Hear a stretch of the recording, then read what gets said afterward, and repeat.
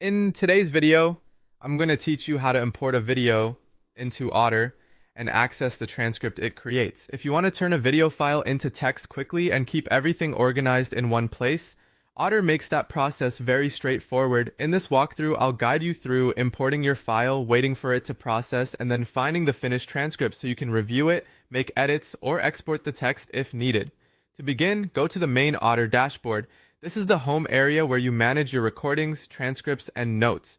Once you're there, look for the import option and click it. This is what you'll use anytime you want to upload existing audio or video files instead of recording something live. Taking a moment to confirm you're on the main dashboard helps avoid confusion, especially if you're new to the platform. After clicking import, you'll see an upload box appear.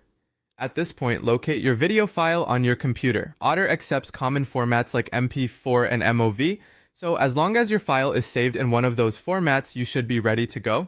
Drag the video file directly into the upload box. You can also take a second here to make sure you selected the correct file before releasing it into the upload area, since that can save time later. Once the file has been uploaded, the next step is simply to allow Otter time to process it.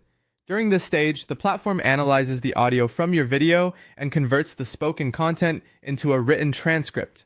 Processing time can vary depending on the length and quality of your video, so if it doesn't finish instantly, that's completely normal.